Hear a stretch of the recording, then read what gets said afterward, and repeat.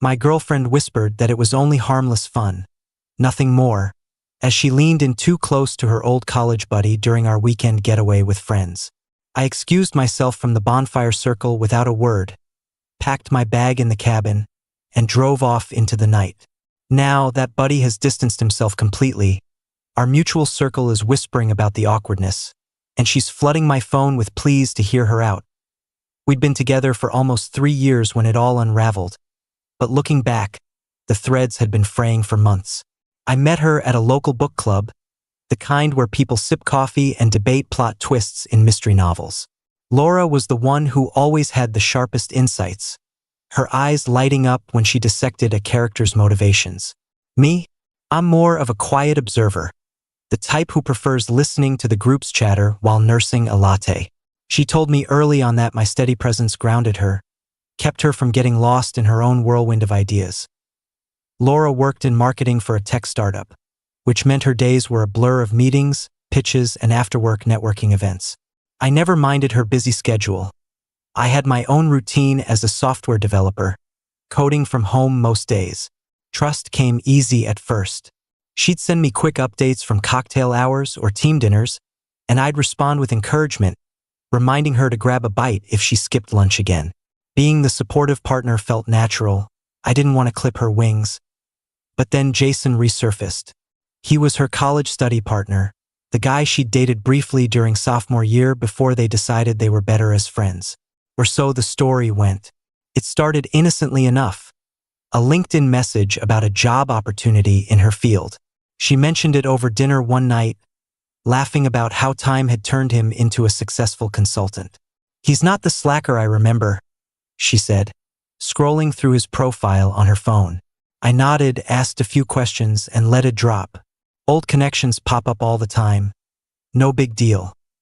Soon, though, Jason became a recurring topic. She'd forward me memes he'd sent, or recount funny anecdotes from their shared past during our evening walks. "Remember that time in stats class?" she'd say, even though I hadn't been there. I brushed it off, but a subtle chill settled in. Our conversations grew shorter. She'd snap if I asked about her day, saying, "It's work stuff, you wouldn't get it." Hugs turned into quick pecks, and movie nights on the couch felt forced, like she was checking a box that I chalked it up to stress from a big campaign at work. To help, I surprised her with homemade dinners or tickets to shows she liked. Her parents adored me for it. They'd say I was the reliable one she needed, especially since Laura had a habit of chasing excitement. Her dad, a retired teacher, would clap me on the back during family barbecues and joke about how I kept things steady.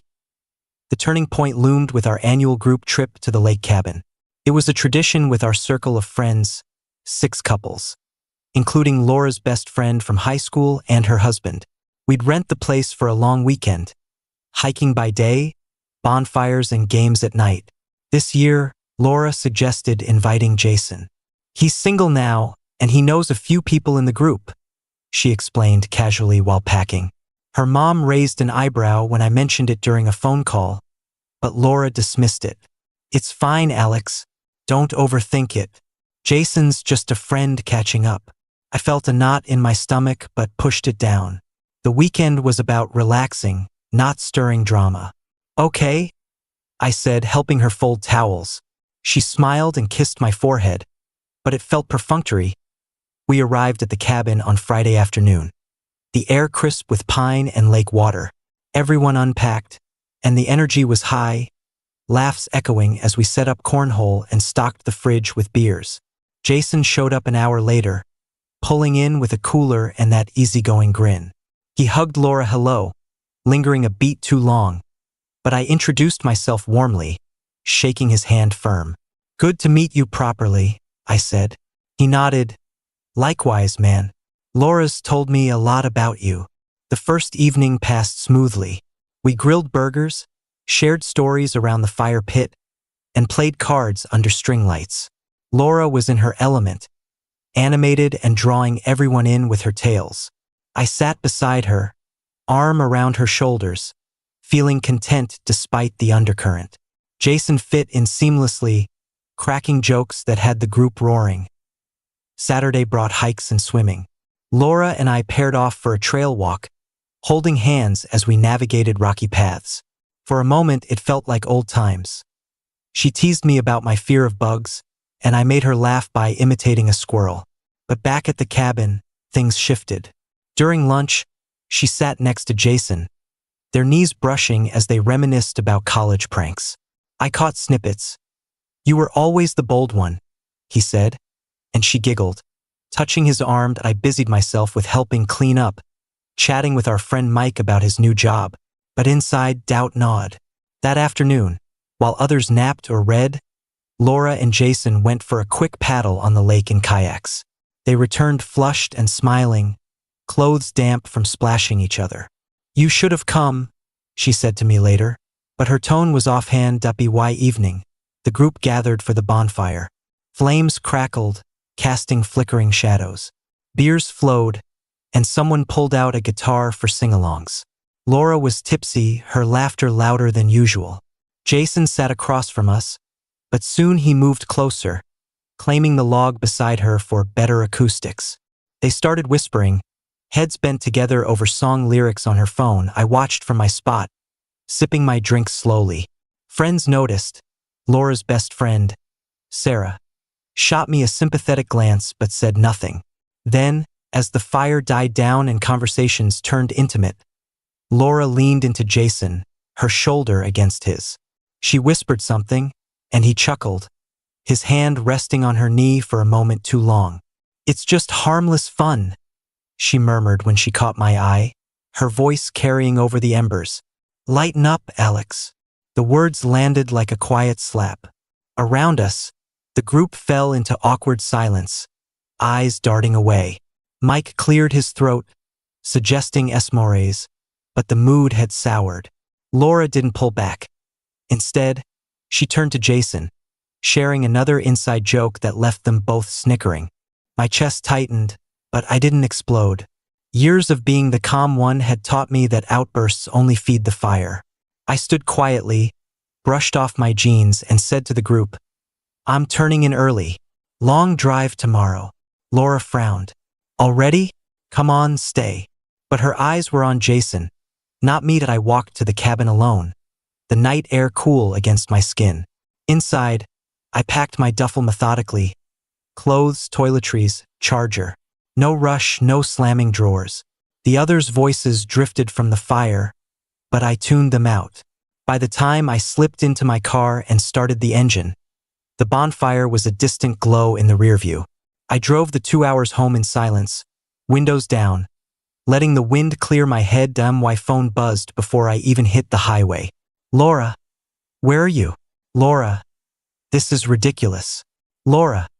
It was nothing, just joking around. That I didn't respond. At home, I changed the sheets on our bed. Her scent lingered too much and crashed on the couch. Sleep came fitfully, but when I woke, resolve had set in. I gathered her things from around the apartment. Books, clothes, that mug she loved, boxed them neatly by the door. Then I changed the Wi-Fi password and my streaming logins. Small barriers, but clear ones. By morning, the messages piled up. "Laura, everyone's asking what happened. You're making me look bad." "Laura, Jason means zero to me." It was the alcohol talking. Her best friend texted too. "Hey, she's freaking out. What went down?" I replied simply, "Ask her about the harmless fun." Laura's calls started around noon. I let them go to voicemail. One, "Alex, please pick up. We can laugh about this later." Another, "You're overreacting. Come back, or at least talk." I didn't. Instead, I hit the gym, pounded the treadmill until my legs burned. Friends from the trip reached out. "Mike, dude, that was weird last night. You okay?" "Sarah." She crossed a line. "Sorry you dealt with that." Word spread quickly in our tight-knit group. By evening, Laura was back in the city, banging on my door. "Open up, Alex. This isn't funny." I stayed inside, working on code for a project. She left after 20 minutes, cursing under her breath. The next day, her tone shifted in texts. "Laura, I miss you already. Let's fix this." "Laura, You embarrassed me in front of everyone by leaving like that I almost laughed at the irony. Her parents called that afternoon. Her mom, voice soft, Alex, honey, Laura said there was a mix-up at the lake. You two okay? I paused, then said evenly, no mix-up. I just don't appreciate being disrespected. Silence, then, oh, well, I told her to be careful with old friends. Her dad followed up, son, if she hurt you, I'm sorry. You're family to us. It stung, but I thanked him and hung up. Laura's messages turned desperate. Laura, please, can we meet? I'll explain everything. Laura, it wasn't what it looked like. Jason was just being friendly. Friendly. The word echoed as I scrolled through photos on my phone, deleting ones of us together. A week later, Sarah filled me in over lunch. Jason ghosted her completely after the trip, said he didn't want drama. The group split. Some think she was out of line. Others say you bailed too quick. I nodded. Let them think what they want. Sarah squeezed my hand. You're handling this like a champ. Laura posted cryptic social media updates. Quotes about growth and misunderstandings. Photos of her alone with captions like, learning to stand strong. Mutual acquaintances messaged, what happened at the lake? Laura's saying you got jealous over nothing. I responded to a few. She got too cozy with her ex-friend in front of everyone. I chose to leave quietly. The truth rippled out, shifting opinions. Laura's pleas intensified. Laura, therapy's helping me see my mistakes. You'd be proud. Laura, we were great together. Don't throw it away. I left them unread. One night, she showed up unannounced, eyes red-rimmed. Through the door, Alex, open up. I screwed up. Okay? I was feeling neglected, but that's no excuse. Neglected? I'd been there every step, but I didn't engage. Go home, Laura, I called. She pounded once more, then left sobbing. Months passed. I threw myself into work, landed a promotion that meant more remote flexibility, started hiking solo on weekends, rediscovering the quiet joy of trails without distractions. The apartment felt like mine again. Rearranged furniture, new plants thriving in the windows. Then, a text from an unfamiliar number. Hey, it's Laura. New phone. Can we talk? I saw you in Sarah's post. Looking good.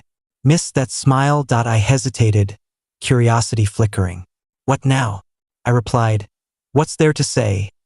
Her response flew in closure. I've lost so much, the group barely invites me anymore. Jason blocked me after spreading rumors that I was clingy. Work's a mess because I can't focus. Rumors. I almost felt a twinge, but it faded. Laura, you were always so patient with me. I took it for granted. Coffee? Just once? No, I typed. I've moved on. She pushed. You don't miss us at all? After 3 years. I did once. But peace is better. Silence for days. Then a voice note. Her voice breaking. You're heartless, Alex. Walking away like I was nothing. But fine. Be alone forever. I deleted it without replaying. Sarah updated me later. She's crashing with her parents now. Quit her job, said the stress was too much. Family gatherings are tense. Her mom brings up the lake incident whenever she complains. I shrugged. That's her path. Sarah grinned. You're zen about this. Not zen, just done. One evening, strolling past the lakefront park where we'd had picnics, music from a nearby festival floated over, couples dancing under lights. For a flash, I remembered her laugh by the bonfire, her whisper of harmless fun. Then the memory dissolved, replaced by the calm rhythm of waves. She craved the spotlight. I found solace in the shadows, and solace endured.